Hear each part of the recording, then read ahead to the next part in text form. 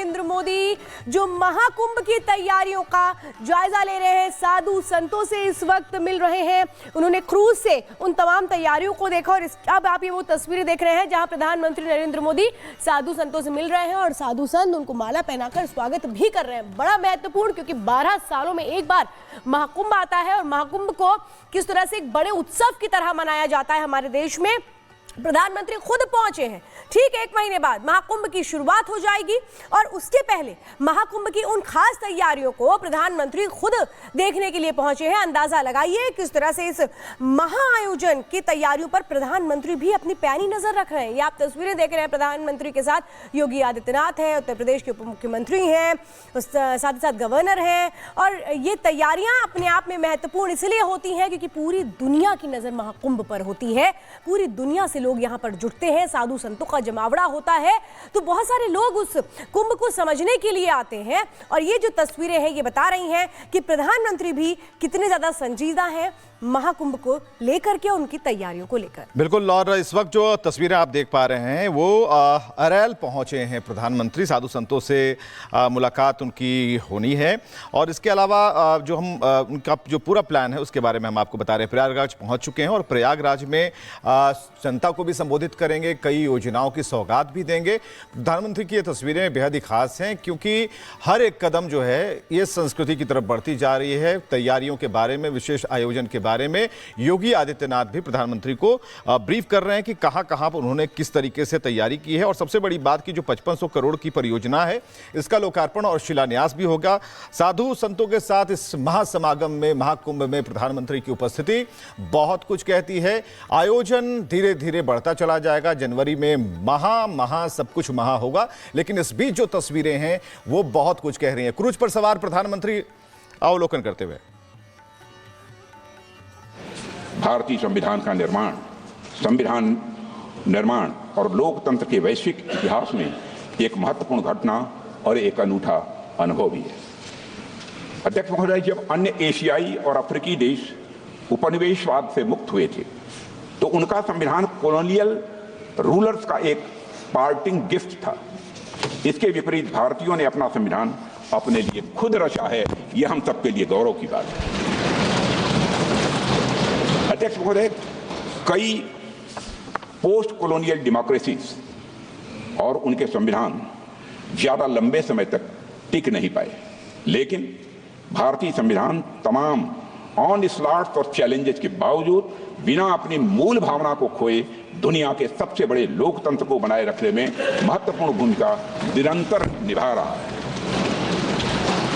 अध्यक्ष महोदय, मैं मानता हूं कि इसकी बड़ी वजह है भारतीय समाज में लोकतांत्रिक मूल्यों के प्रति प्रतिबद्धता, न्यायविधि और संविधान के प्रति आदर और सम्मान का भाव। और आज जब हम संविधान के 75 वर्ष पूरे होने का अमृत महोत्सव मना रहे हैं तो मैं इस अवसर पर संविधान की भावना की रक्षा सुनिश्चित करने में सर्वोच्च न्यायालय की भूमिका की भी मैं सराहना करना चाहता हूं। अध्यक्ष, संविधान के कस्टोडियन और इंटरप्रेटर के रूप में सुप्रीम कोर्ट की भूमिका को सहज रूप से हम सब स्वीकार करते हैं। अध्यक्ष महोदय, और अध्यक्ष महोदय, आज संविधान की रक्षा करने की बात की जा रही। अध्यक्ष महोदय, आज संविधान की रक्षा करने की बात की जा रही है। यह हम सभी का कर्तव्य है। और अध्यक्ष महोदय, लेकिन हमें यह भी समझने की जरूरत है कि किसने संविधान का सम्मान किया है और किसने संविधान का अपमान किया है।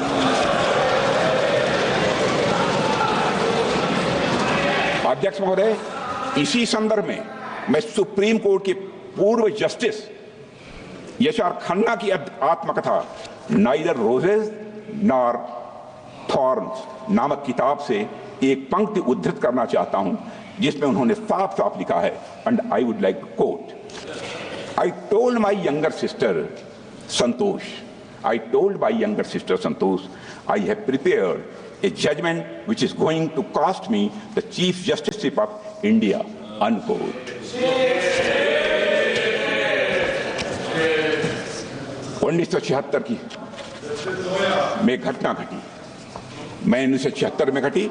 इसी घटना और इन लाइनों का संदर्भ आप में से अधिकांश लोग जानते होंगे। जस्टिस यशआर खन्ना ने ADM Jabalpur, versus Shivkant Shukla case में तब की कांग्रेस सरकार के खिलाफ डिसेंटिंग जजमेंट दिया था।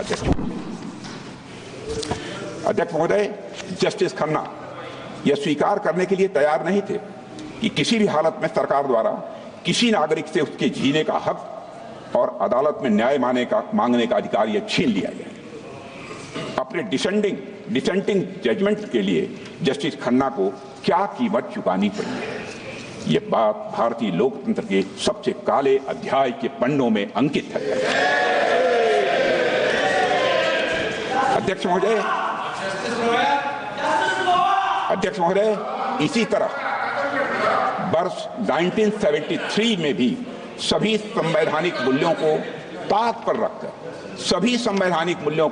रखकर तब की कांग्रेस सरकार ने justice J.M. Shelar, K.F. Hegde और A.N. ग्रोवर को सुपरसीड करके सीनियरिटी में चौथे नंबर के जज को भारत का मुख्य न्यायाधीश बना दिया। अध्यक्ष महोदय, इन तीनों जजों का सिर्फ एक अपराध था कि वे तीन लोग सरकार के सामने नहीं झुके। उन तीनों जजों ने एक तानाशाह सरकार की शक्तियों को संवैधानिक दायरे में बांधने की पूरी कोशिश की। अध्यक्ष महोदय, यहां मैं एक महत्वपूर्ण बात जोड़ना चाहता हूं कि यह किसी व्यक्ति पर हमला नहीं था, यह सिर्फ किसी व्यक्ति विशेष के अधिकारों का हनन नहीं था, बल्कि यह संविधान पर हमला था। यह हमारे संविधान को सबवर्ट करने का एक महापाप था। अध्यक्ष महोदय, और मुझे हैरानी होती है कि आज इस कृत्य को अंजाम देने वाली पार्टी संविधान के संरक्षण की बात करती है। अध्यक्ष महोदय, मैं इस सदन में यह कहना चाहता हूं कि कांग्रेस के मित्रों ने अनेक मौकों पर संविधान और संवैधानिक भावनाओं का निरादर किया है। उन्हें कभी भी संस्थानों यानी इंस्टीट्यूशंस की इंडिपेंडेंस और ऑटोनॉमी हजम नहीं हुई। अध्यक्ष महोदय, उन्होंने हमेशा एक कमिटेड जुडिशरी, कमिटेड ब्यूरोक्रेसी और कमिटेड इंस्टीट्यूशन बनाने का काम किया। अध्यक्ष महोदय, कांग्रेस पार्टी ने हमेशा संविधान को राजनीतिक हित साधने का एक माध्यम बनाया और उसकी मूल भावना को तहस नहस करने का कांग्रेस ने काम किया है। अध्यक्ष महोदय, उनके मुंह से संविधान की रक्षा जैसी बातें मैं समझता हूं शोभा नहीं देती है। अध्यक्ष महोदय, आज मैं देखता हूं कि विपक्ष के कई नेता संविधान की प्रति अपनी जेब में रखकर घूमते हैं। असल में उन्होंने बचपन से ही यही सीखा है। उन्होंने पीढ़ियों से अपने परिवार में संविधान को जेब में ही रखे देखा।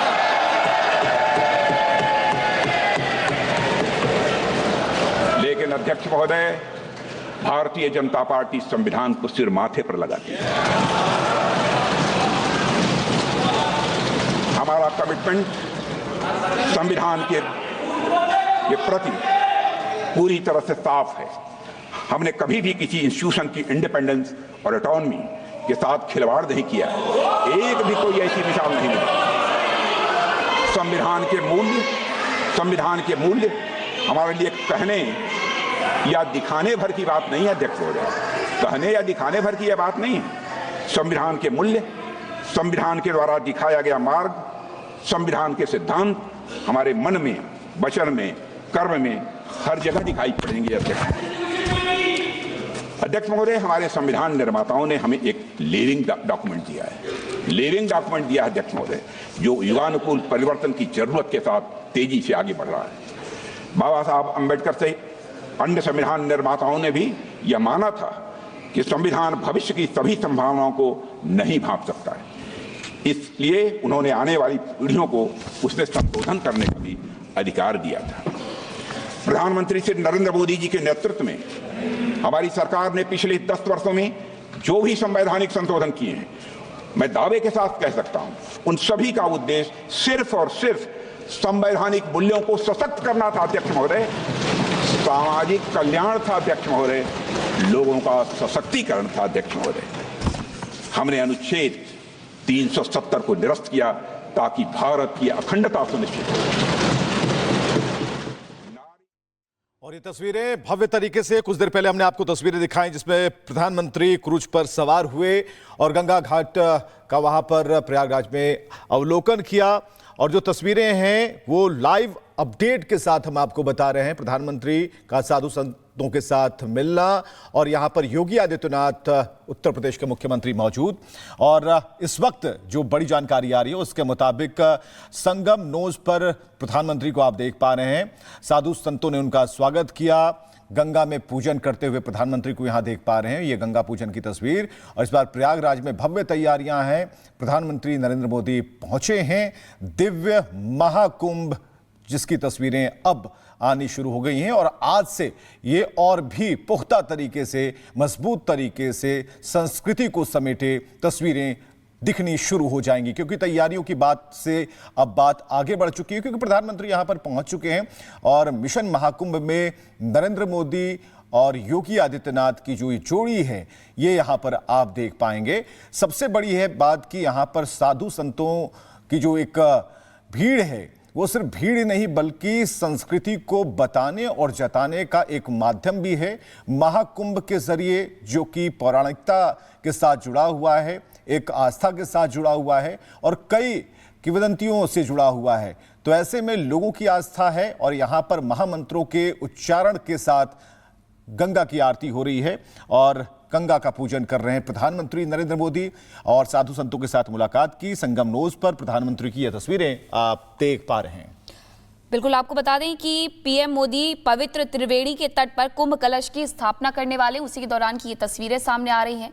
इसके पहले प्रधानमंत्री नरेंद्र मोदी ने साधु संतों से मुलाकात भी की है और विश्व के सबसे बड़े आध्यात्मिक जन समागम के सकुशल आयोजन के लिए वो त्रिवेणी पूजन के दौरान कुंभाभिषेकम में भी शिरकत करेंगे। इसकी तस्वीरें भी हम आपको दिखा रहे हैं। और पवित्र त्रिवेणी के तट पर ये कुंभ कलश की स्थापना भी की जाएगी, जिसकी तैयारियां शुरू हो चुकी हैं। प्रयागराज मेला प्राधिकरण ने मोतियों से जड़ित कुंभ कलश बनवाया है, जो यहाँ पर सुसज्जित किया गया है। अष्ट धातु से ये बना है और अमृत रूपी कलश बनाने के लिए आम का पत्ता, नारियल इसे रखा जाएगा, क्योंकि जब जब कुंभ की बात होती है तो कुंभ का उदय कैसे हुआ, कुंभ क्यों हर 12 साल में लगता है, इस बात का जिक्र होता है। और समुद्र मंथन से लेकर के अमृत कलश निकलने तक की जो कहानी है उसका वर्णन भी होता है। और यही वजह है कि इसमें आम के पत्ते और नारियल को रखा जाएगा, सप्त मृत्तिका भी इसमें रखी जाएगी और इस तरीके से ये जो समागम है वो होगा।